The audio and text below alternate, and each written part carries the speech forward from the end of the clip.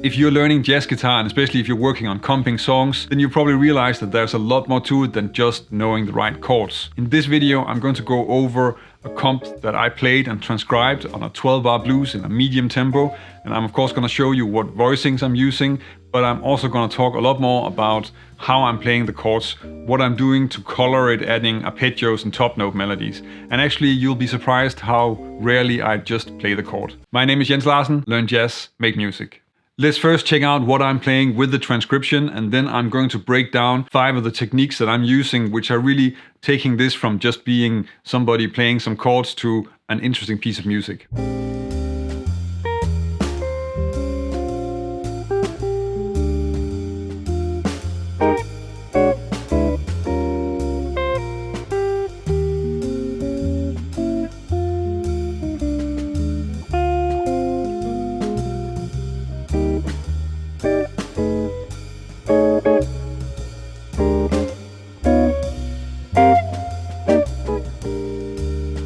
As you can see in the transcription, it's difficult to see which voicings I'm actually playing because very often I'm not playing all the notes at the same time. So just to make that a little bit clear, I've reduced the transcription to just a basic set of chord voicings on the 12-bar blues. And let's first check that out so we have some information to work with when we start working on how I'm arpeggiating, how I'm adding top note melodies and inner voices.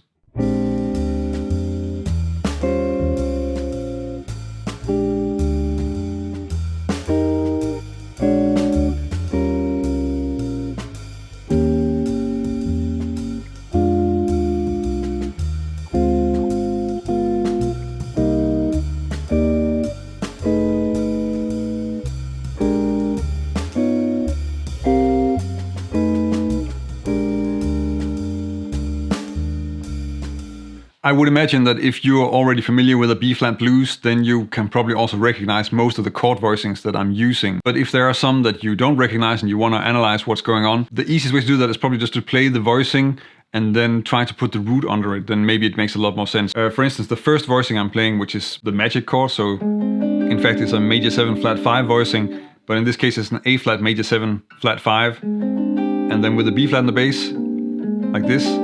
Then we have a B flat 7 with a 9 and a 13. Another one would be in bar 6 where we have E diminished and I'm playing this voicing. And of course if you put an E under that, you can easily see that that's an E diminished drop 2 voicing. One that's a little bit less obvious would be the 2-5 to C minor, where I'm playing this to this.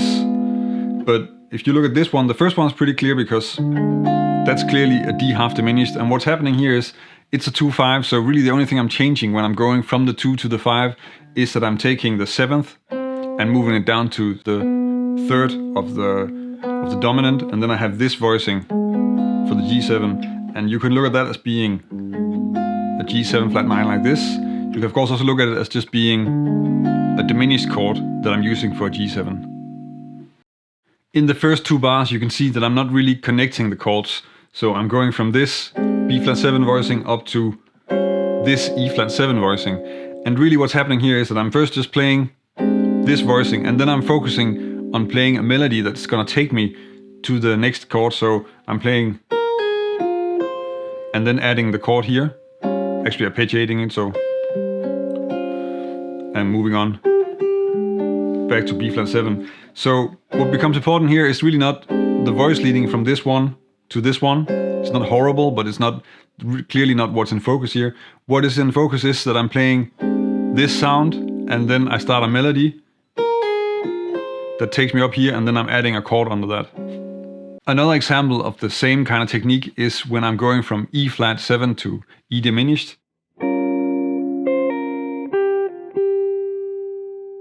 And here I'm just playing first this E flat 7 voicing, and then I'm playing a melody that takes me to this note, and because I'm on that note, that's where I want to have the chord. And that's also the chord that I'm adding under it is then becoming this, which is of course the E diminished. As you can tell from the first examples here, I'm very often arpeggiating the chord voicings.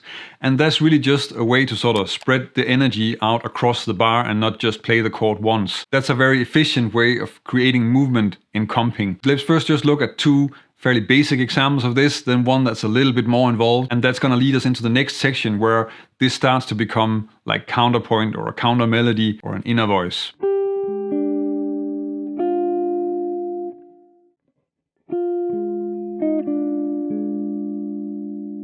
These first two examples are essentially just using a basic B flat 7. So it's really just coming out of this B flat 7 voicing.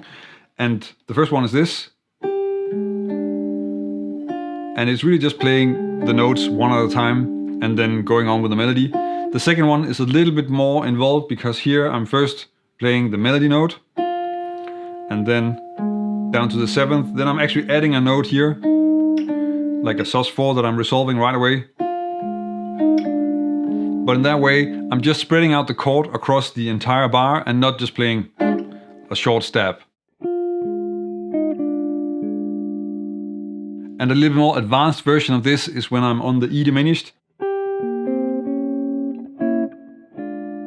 So I'm coming out with a melody with the G here, and then I start to add the diminished voicing, which is essentially this under it. But the way I do it is that I first play the G, then the B flat, and then I'm adding a C before I go into the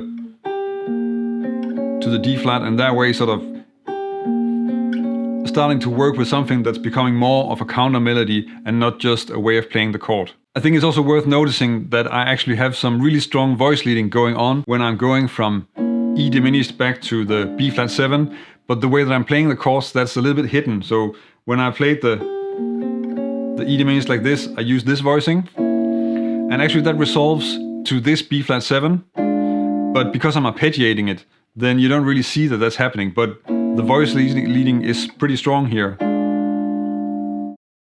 The way that I'm using arpeggiation of the chord voicings also kind of becomes like a counterpoint or a counter melody. And a clear example of that is in bar 8, where we have the 2-5 to C minor. Really what I'm playing here is just this voicing moving down to this voicing, so D half diminished to G7 flat 9. But the way I'm doing that is that I'm first just playing the melody note, so the top note, and then I'm turning the rest into a counter melody. I'm actually sustaining it, so it's also in between a counter melody and arpeggiation. So we have that melodic movement, and then resolving down to the G in the lower voice before I continue on the C minor 7. And I think for me, this technique is really something that just evolved out of starting to use arpeggiation, and then while I'm arpeggiating, just realizing, oh, actually I can play this in between, and in that way it just gradually works and starts appearing in my playing. And I think that's probably a good way to also explore it. Take the chord grips and look at what is there, what can I add around it, and how can I make an arpeggiation, or how can I add an extra note in there, and how can I get it to work.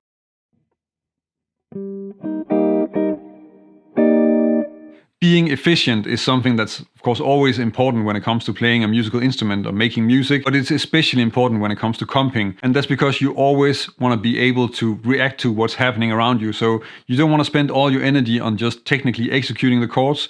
You want to listen to what's happening with the soloist and with the rest of the band and be able to react to that. A good way to be very efficient when it comes to using block harmony in comping is to repeat the chord voicing and then just change the melody. And that's what I'm doing on the C minor 7. So I'm starting with this C minor 7 voicing, which is essentially just an E flat major triad.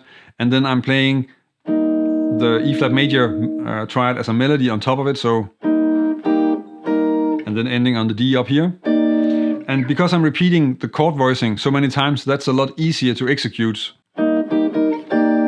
compared to if you were to play this with block chords like,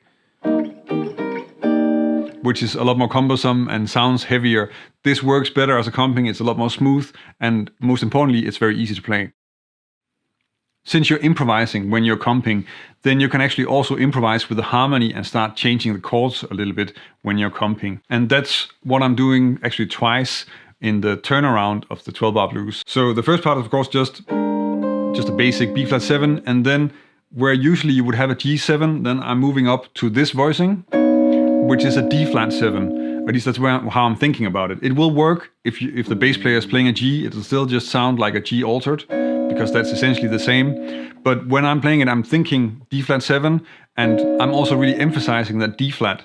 So what I'm using here is, of course, just a tritone substitution. That's something you can add to any dominant chord that that is resolving, you can play the tritone substitution instead. I have a video on that you can check out.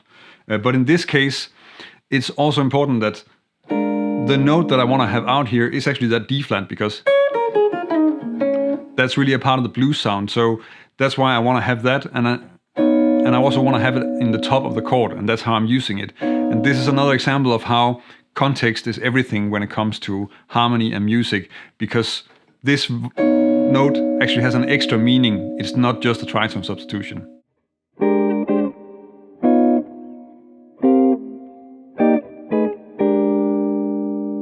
The other thing that I'm working with in this example is that I'm changing the duration of the chord, so the harmonic rhythm. And you see that in the last bar where I'm actually playing C minor for most of the bar. So I'm leaving out the F7 and then playing that after beat 4, just at the very end of the bar. So I'm coming out with this C minor, and then later in the bar, this one, and then right after beat 4, also with a triplet rhythm, I'm adding this chord, which is of course an F7 altered, resolving down to the B flat 7. And the F7 altered almost becomes like a passing chord, like a chromatic passing chord down to this one. And that's even more effectful because I'm choosing to use the quarter note triplet rhythm, because I'm not playing something that's really in the groove. So the rhythm is also creating a little bit of tension, and then we get sort of this really heavily altered chord that then resolves.